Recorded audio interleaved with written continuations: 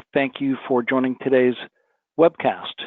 Our topic today, prepare now for Windows 7 end of life, which is coming now just a few short months away in January. So what does that mean? What are our options? That's what we'll talk about today. I want to thank you, particularly so many of you connected today are long-term clients and friends. Thank you, know that you are appreciated. And for many of you, this is your first opportunity to experience content from PBSI. We try to provide on a regular basis helpful, informative content. Our goal of these webcasts is not to sell products and services. We do sell products and services. Our goal is to inform and educate to help clients and friends make good decisions. So today, our content is really concise. What do we do with this information that Windows 7 is coming to end of life? We'll talk briefly about Windows 10 and what are the pros and cons, why might you or might not you consider making the move, some licensing options, and importantly, some setup recommendations. So regardless of who we are, we know somebody who thinks Windows 10 is terrible, or at least that's possibly old information now, but terrible, quote, is always in our experience a function of setup. If Windows 10 is set up, I want to say correctly, but if it's set up with some intention, then there is no setup, there is no transition difficulty for somebody coming from Windows 7 to 10. We'll talk about what are some of those settings and summarize, so what are options. So once again, thanks for joining. For those of you not familiar with PBSI, we're a technology services provider serving hundreds of clients in many industries and nonprofits in Ohio, Kentucky, and Indiana. As CEO, I'm very blessed to be able to say that we have 17 staff who've been with us for 10 years or more. And what I know is that experienced folks who care about clients help clients. And it's a very fortunate thing for somebody in my position and CEO of an organization. We really do a good job for clients. We care. So one of our main goals is making sure that clients stay secure and that their IT is proactively considered in advance. So what does end of life mean for Windows 7? A lot of people don't know Microsoft ended mainstream support for Windows 7 in 2015, a long time ago. And they announced then that there would be a coming day when, in fact, now that is approaching January 14th of next year, support will end. And that means no security patches, no bug fixes, and no support available from Microsoft. So what does that really mean? Can I continue to use Windows 7 after that? Of course, yes, it will work. No issues with functionality, no expected issues. However, things to be aware of. Security, this is really important. Microsoft continues on a regular basis to issue security updates for Windows 7. And you think, well, the product's been around that long, how could it possibly have more flaws? Well, in the world today, new techniques are identified and created all the time that reveal vulnerabilities that weren't previously known. And this is just an ongoing process. It happens. Windows 7 in particular has never been the most secure of operating systems. The primary goal Microsoft stated of Windows 8 and 10 many years ago now was in fact to fix some holes in Windows 7 that were not and are not fixable. So when January 14th passes, the world would be a bit different. So today you have attackers, those are the folks on the internet pinging every PC they can get to, and you have defenders, including PBSI or whoever your technology support is, and certainly including Microsoft. And they issue new patches all the time. When next January comes, your primary defender is off the job, and no security issues will be released, even though, fixes I say, even though new vulnerabilities will continue to be revealed. So what does that mean? For those in healthcare, this is essentially a requirement that you replace all Windows 7 PCs, and it's essential because HIPAA says, just like when Windows XP went out of service, everybody replaced their Windows XP because you cannot pass a HIPAA audit if you have an operating system that isn't being patch updated by its vendor. And primarily for most of us, that's Microsoft. And you just don't want to, of course, I'm offering opinion, you don't want to put yourself in the risk situation where you fail an audit. And failing an audit, depending on what kind of an audit it is, can mean return the funds that were already provided if you're attesting for what used to be meaningful use, MIPS and so forth. Those funds can become returnable. Okay, so it's a compliance risk. And the way I look at this anyway is at this point, it's really only a matter of time. We hang on, and I say this not in a critical manner at all. I understand what it's like to operate an organization and not want to disrupt anything that stands in the way of efficiency with some technical thing like I need to update my operating system. Well, really, I don't have time and I don't want to take time for that. But the fact is, it's going to happen at some point. And if we're going to do it a year or 2 years or 3 years from now, why not do it at time that compliance says it's required and simply plan ahead? So delay doesn't mean avoid. So many of you have, thank you for answering the questions you did when you registered. It helps understand the mindset and experience of folks who are listening today.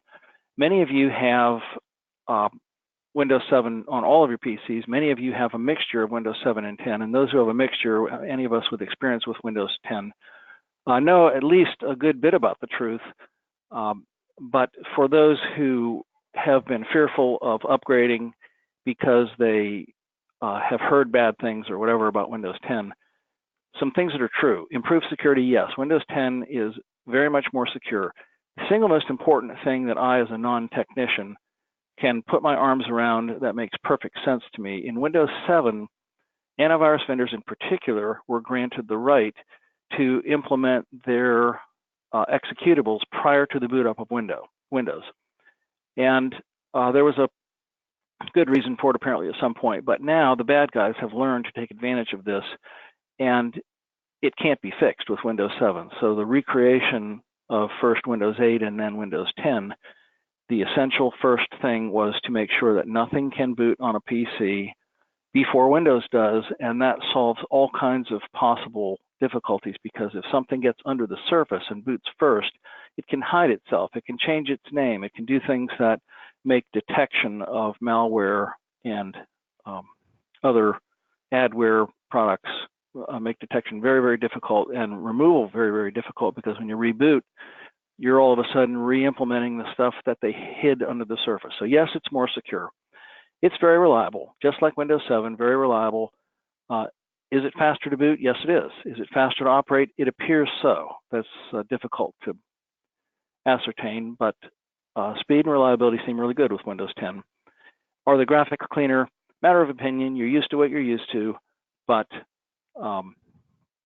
Windows 10 works very well. And for those who are wondering, I don't want to cause my employees grief, I would say you won't. But I'm going to talk about some things that can be done to prevent the grief. So is it a great step forward or a productivity killer? It is a step forward, certainly security-wise. And so as far as productivity, setup time can be avoided. We have standards at PBSI that we use on every PC that make PCs clean, simple, and reliable, and I'll talk about some of those specifics. Is there a learning curve? Virtually not. The start menu and the file explorer options are really the only things, and they're simple to train, that are really different. All your applications run essentially exactly the same on Windows 10 as they do on 7. So I would say my main message here is don't shy away because you think Windows 10 might be a productivity problem in the office, and we'll talk about some setup choices to help with that. So we have really 4 choices. For most of us, it's really 2. So one choice, continue to use Windows 7. Okay, that's legitimate. If you're in healthcare, I would say it's not a choice. There may be some other compliance issues in other industries where you have clients who require compliance certifications that likely will fall in the same category as HIPAA. So, but we can continue to use Windows. What are our other choices? purchase new PCs to replace the Windows 7 units or upgrade them. Those are the two primary choices that face most of us. So a new PC, we sell Dell PCs at Dell website prices. The go-to unit for us is a $799 unit that is an i5 processor with a solid-state hard drive and 8 gigabytes of RAM. We recommend solid-state drives on all PCs because they dramatically improve the speed, and you don't want to save $150 or $200 and put a regular hard drive in a PC anymore. It's just too important speed-wise. So you're going to spend, I'm going to say $800 a PC plus some labor if you replace a PC. To upgrade a PC, you're going to spend $200 on Microsoft's Windows 10 license, probably $100 to replace your RAM, because if you don't have 8 gigabytes of RAM, you probably should. It's $100 on average for a PC to not upgrade, but to replace your RAM. You don't want old and new RAM running on the same PC. So you put 8 gigabytes of new RAM in, and so you're at $300 plus some labor. And generally, it's not always true. Upgrades are sometimes problematic, sometimes they're clean. So the amount of labor that goes into an upgrade is variable, but generally speaking, it takes a bit more time to upgrade than it does to replace. And you are left with new wine and old wineskins.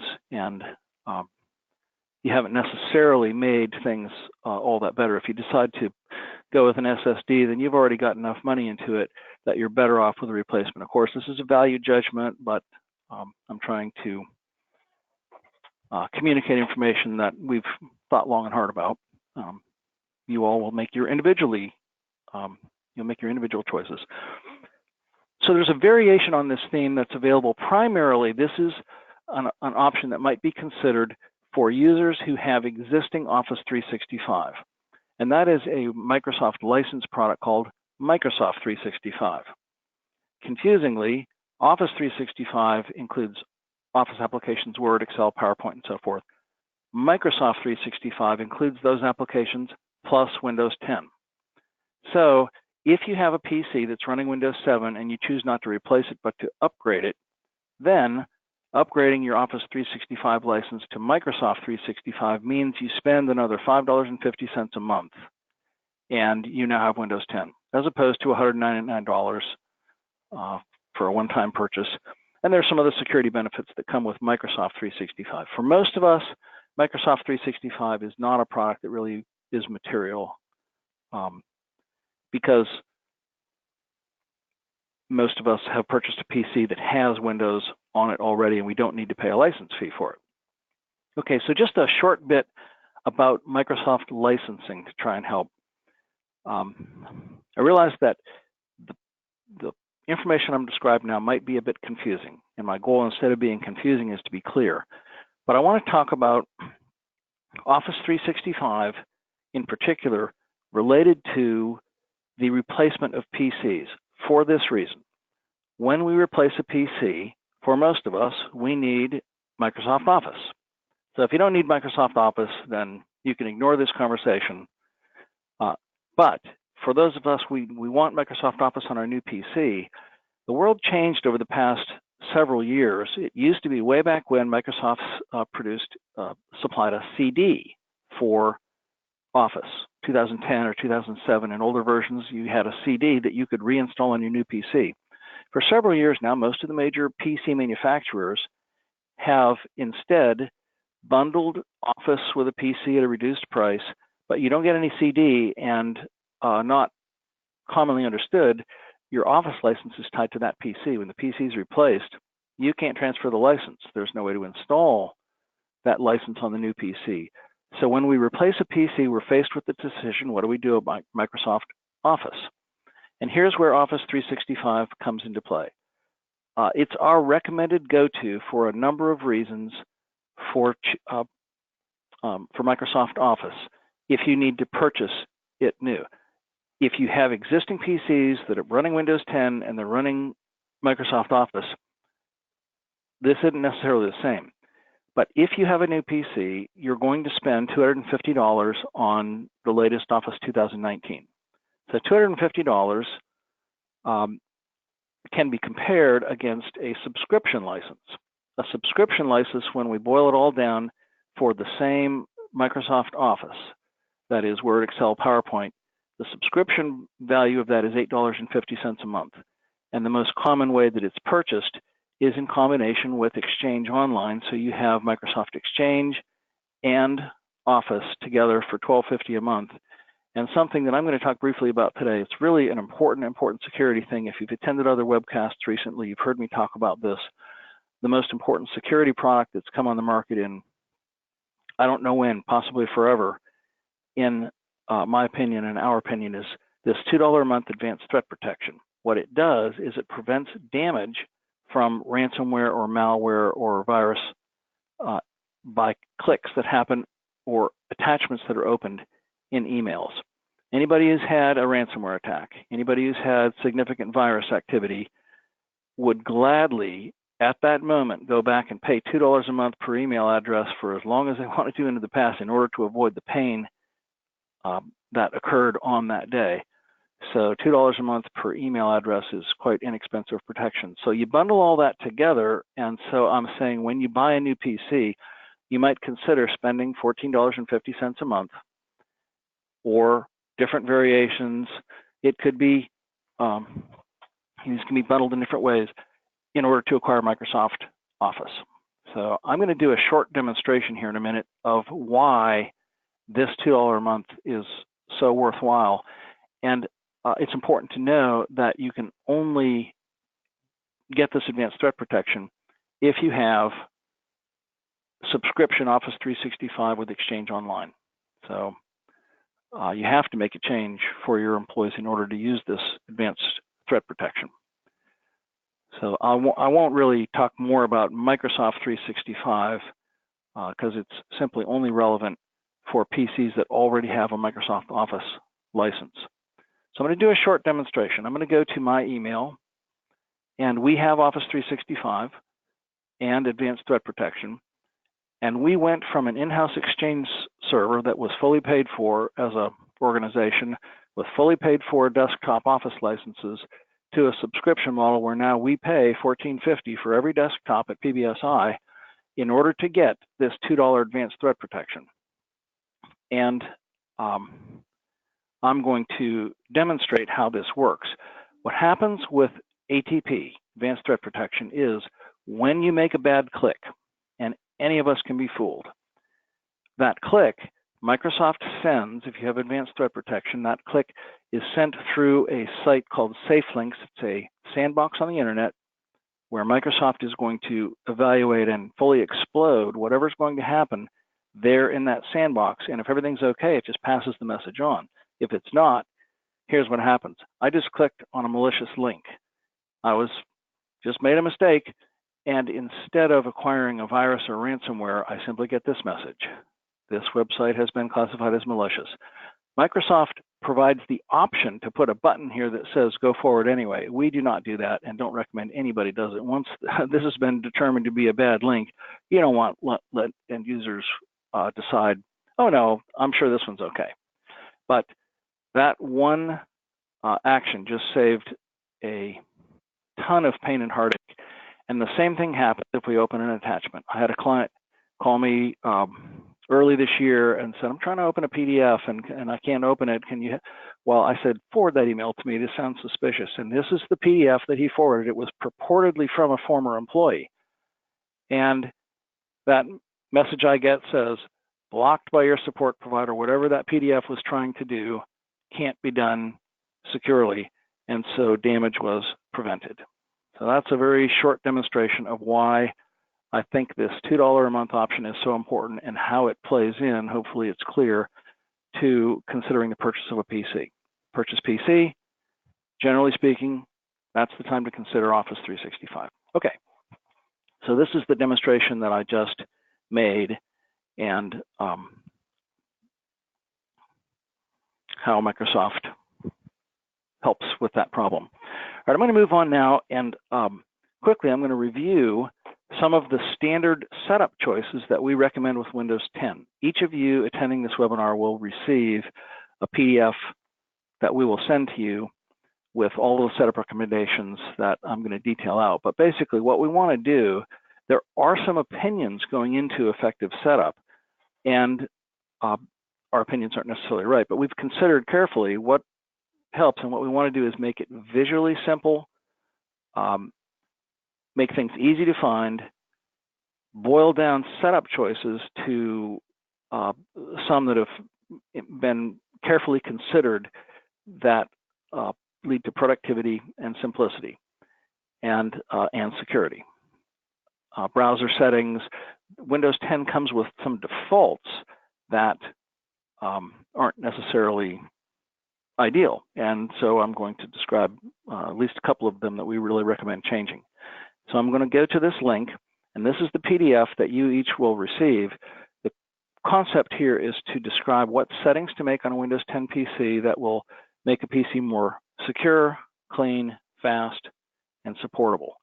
And we start with the Start menu. So the Start menu on Windows 10, here's my Start menu. You see all of the boxes that I've chosen. These are the applications that I want to have access to. They're all the same size. When this comes out of the box, you have different size options. You have things that are flashing, and many of you may have these flashing icons. That flashing icon can be turned to a non-flashing icon by right-clicking, saying More, and depending on the application, Live Tile can be turned on or off. I turn it off all the time. If once you turn it on, then that will start flashing as weather updates occur, and my menu starts changing colors and shapes, and it's really simple to change, so we simply recommend turning Live Tile off for all your apps. Really simple, but it makes your PC faster, doesn't waste cycles on getting updates from all kinds of apps. And there are a couple other menu settings. You don't have to have this many boxes, but you want to set it so it doesn't fill the full screen. And so that's what we're talking about here. Taskbar is also very important. So how do you want your taskbar? What applications do you want to see on your taskbar? What do you want to be able to quickly open? So if I didn't have Microsoft Office open right now, I would have it here so that I can click on that icon, or I use OneNote all the time. I can click on that icon as a shortcut instead of having to go to my menu. It saves me a keystroke, but for the things I use all the time. So these are things, just consider what applications as an organization you want on your taskbar, and a couple of other relatively easy settings. So we make recommendations there. File Explorer, I won't spend a lot of time here, but I use File Explorer more than any other app. I never open files in Word or Excel or any other app. I go to File Explorer, and I have favorites links set up, and I can go to a subfolder and open up any file I want to. If I open up a Word file, it opens up Word. If I open a PDF, it opens PDF. If I open an Excel file, it opens Excel. So I don't search using those other apps, which is a part of the recommendations made here.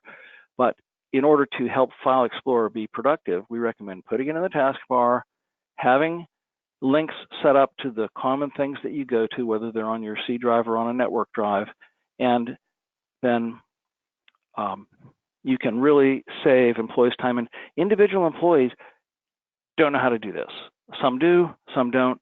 And to me, if we can, as an organization, proactively set some things for staff and teach them, then they don't have to know how to add favorites. They simply can save time with links that have been set up for them. So there's some description here exactly how you go about doing that.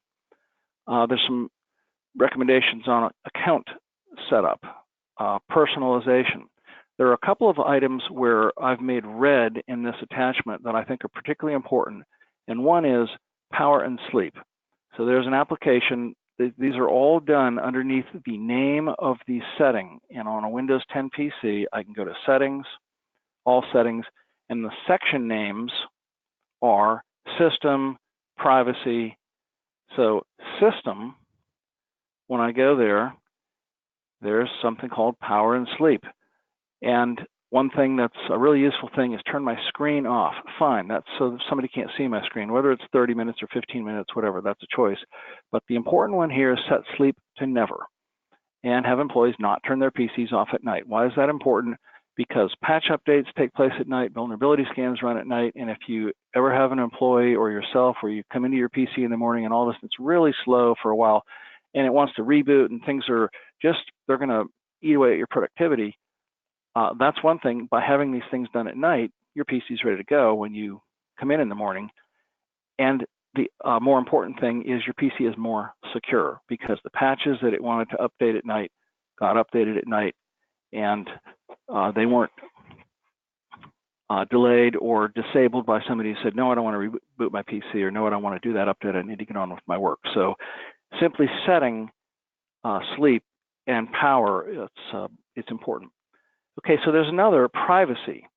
This is something that wouldn't necessarily be understood by everybody. In the privacy settings, the first two privacy settings here come out of the box set as on, and we recommend turning them off. One is let apps use your advertising ID to make ads more interesting to you. Well, what's required in order to do that is that you're giving them permission to gather information about your browsing and other activity, and by granting those permissions, you're exposing information that there's really no practical reason to want to expose for most of us. And the same thing with websites. So those come out of the box as on. And so today you might go to your PC and check those and turn them off. It's under privacy. Now, whether we want Windows to improve its activity and make suggestions to me, that's more personal, but I'd recommend changing those privacy settings.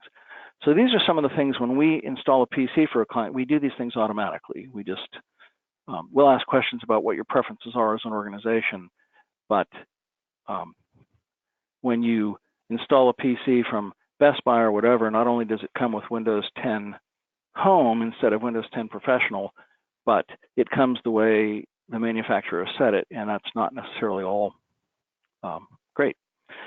One other thing, every PC needs antivirus. People wonder whether Windows Defender that comes free is an antivirus product. It's really not. It does some security things, and there's no reason to turn it off, so we don't really replace it, but we always add antivirus to a PC. It's just really important security-wise. There are other browser setups. Microsoft wants to default to Bing as your search engine, and most people prefer Google, so there are instructions here how to set those things. So you'll receive copies of this after the webcast. I just wanted to touch on some of those, that once you've opted to go to Windows 10, you can make it work quickly and simply. Okay, summarizing. How are we going to manage our upgrades? You can hire a PBSI or another professional firm. That's an option.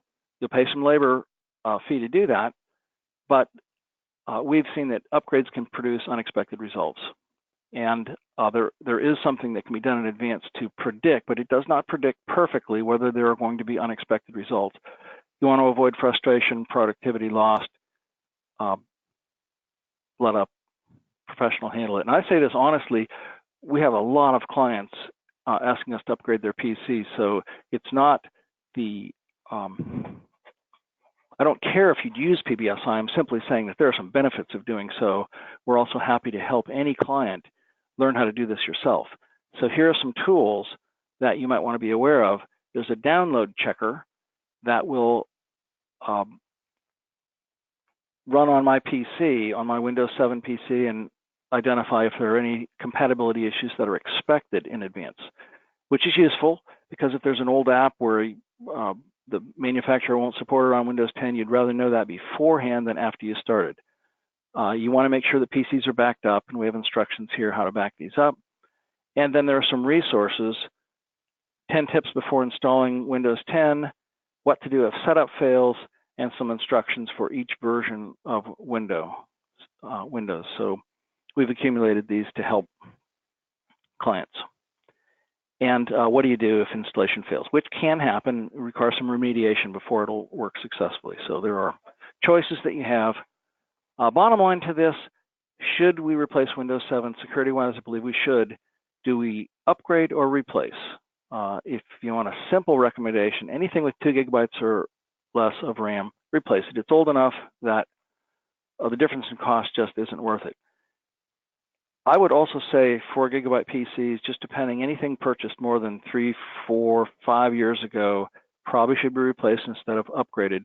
But if you have 4 gigabytes of RAM, Windows 10 will run successfully on 4 gigabytes. And if it's not a high priority PC that needs to be really fast, then consider an upgrade with any PC that has 4 gigabytes or more. And we can help evaluate PCs for clients. And one other thought is consider phasing these in, both for budget purposes and also for disruption of staff. So if you have many of these to do, January is not far away. Planning now will be possibly helpful. So I want to thank you for your attendance. We're finished with content, and I know that we're happy to help, and we offer other products and services for security. Feel free to contact us. And for those of you who already use us for many or most of, or all of these, thank you very much. So hope everybody has a good day.